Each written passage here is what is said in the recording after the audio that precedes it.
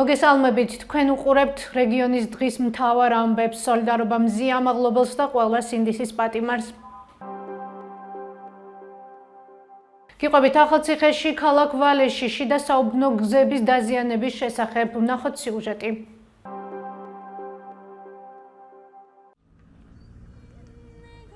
გზა მიუძღვის საცალფეხო, მიხვეული, მხვეული. მასზე გამრელს უნდა ჰქონდეს მარჯვე თვალი, მტკიცებული. ეს ახალციხის სოფელი ვალეა. ერთ-ერთი შიდა საუბნო ქუჩა. როგორც კადრებში ხედავთ, საავტომობილო გზა დაზიანებულია. ორმოების რაოდენობით თუ ვიმსჯელებთ, აქ გასასვლელად რთული გზის გავლა მოგიწევთ, მით უმეტეს წვიმის დროს. ამ გზით მანუელიშვილის ქუჩაზე მოხვდებით. როგორც ადგილობრივები გვეუბნებიან, ასფალტი ამ ქუჩაზე არასდროს ყოფილა. გზას მთელ სიგრძეზე აქაც გასდევს ორმულები. ამ გზით კი კაკაჩიშვილის ქუჩაზე მოხვდებით. აქაც იგივე მდგომარეობაა. ასფალტი არც ამ ქუჩაზე ყოფილა დაგებული.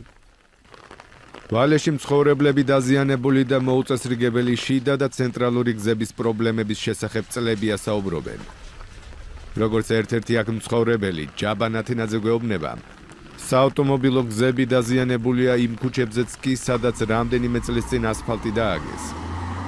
შიდა გზების პრობლემა ვალეში მუდმივად იყო, არასდროს დაგებული და გაკეთებული გზა ვალეში არ გვღირსებია, თუმცა განსაკუთრებით როცა დაიწყო ეს წყლის გაყვანილობების გაკეთება, მაგ დროს განსაკუთრებით გაფუჭდა უფრო მეტად გზები და უფრო მეტად ამორტიზირებული გახდა და მასზე გადაადგილებაც კი ავტომობილით ფეხით გადაადგილებაც კი შეუძლებელი გახდა.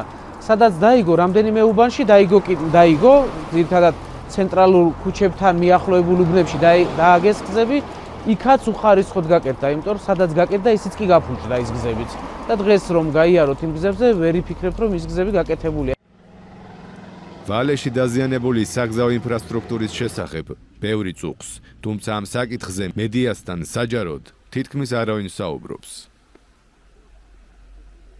რა გეგმა აქვს ახალციხის მერიას, აპირებს თუ არა და როდის საავტომობილო გზების მოწესრიგებას? კითხვებით მუნიციპალურ ორგანოს დაუკავშირდით, მათგან ინფორმაციის მიღებას ველოდებით. რაც შეეხება ვალის საავტომობილო გზებს, სახელმწიფო შესყიდვების სააგენტოს ვებგვერდზე არსებული ინფორმაციით, ახალციხის მერიამ ვალეში მაჭერაშვილის ქუჩაზე არსებული გზის მონაკვეთის რეაბილიტაციისთვის სხვადასხვა დროს ქართული ოცნების და ერთიანი ნაციონალური მოძრაობის შემწირველ კომპანიას შპს არალს ხელშეკრულება 2023 წელს 1.200.000-მდე ლარზე გაუფორმა. ამავე კომპანიას 2022 წელს 9 მილიონზე მეტ ლარზე გაუფორმეს ხელშეკრულება. ვალეში თამარ მეფის ქუჩაზე არსებული პირველი და მეორე მონაკვეთის რეაბილიტაციისთვის. ახალციხის მუნიციპალიტეტის 2025 წლის ბიუჯეტის მიხედვით, საგზაო ინფრასტრუქტურის რეაბილიტაციისთვის 3 მილიონზე მეტი ლარია გათვალისწინებული. აქედან ახალი გზების მშენებლობისთვის 2 მილიონზე მეტი, ხოლო გზების მიმდინარე შეკეთებისთვის წელს 100.000-ზე მეტი ლარის დახარჯვა იგეგმება. ახალციხის მუნიციპალიტეტში დაზიანებული საავტომობილო გზების შესახებ ჩვენს რედაქციას არაერთი სიუჟეტი მომზადებია. მათ შორის რაბათის ციხის, ერთ-ერთ მთავარ ტურისტულ კომპლექსამდე მისასვლელ გზაზე დღემდე ორმოა, რომელიც დროდადრო მცირე ნაგავშემკრების ფუნქციას ითავსებს.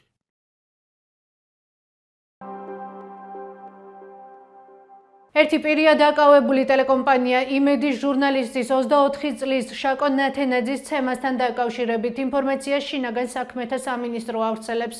გავრცელებული ინფორმაციის მიხედვით გამოძიება ამ შემთხვევაზე, რომელმაც ნათენაძის სიცოცხლე იმსხვერპლა ჯანმრთელობის განზრახ მძიმე დაზიანების მუხლით დაიწყო. გავრცელებული ინფორმაციით ნათენაძეს უბანში ფიზიკურად გაუსწორდნენ. მიყენებული დაზიანებების შედეგად 10 მაისს საავადმყოფოში გარდაიცვალა.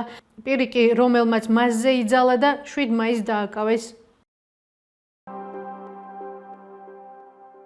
აჭარის მთავრობის ხელმძღვანელის და ბათუმის მერის შემდეგ თანამდებობა დატოვა ქობულეთის მერმაც. ლევან ზოიძემ ზემოთხსენებულების მსგავსად გადადგომის შესახებ გადაწყვეტილება Facebook პოსტის საშუალებით გაავრცელა. არც ზოიძის პოსტშია მითითებული თუ რა მიზეზით დატოვა მან თანამდებობა. ამ დრომდე უცნობია თუ ვინ იქნება მისი მოვალეობის შემსრულებელი. ცნობილია ვინ იქნება ბათუმის მერის მოვალეობის შემსრულებელი. აჭარის მთავრობის თავმჯდომარემ სულხან თამაზაშვილმა ამ პოსტზე გიორგი მურვანიძე წარადგინა.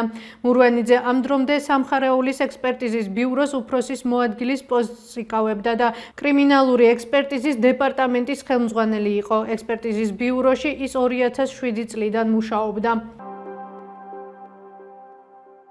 ეს იყო ჩვენს ხელთ არსებული დღევანდელი ბოლო ინფორმაცია. მეტი და დეტალური ინფორმაციისთვის ეწვევით ჩვენ ვებ და Facebook გვერდს. გმადლობთ რომ გვიყურებთ. შეხვედრამდე.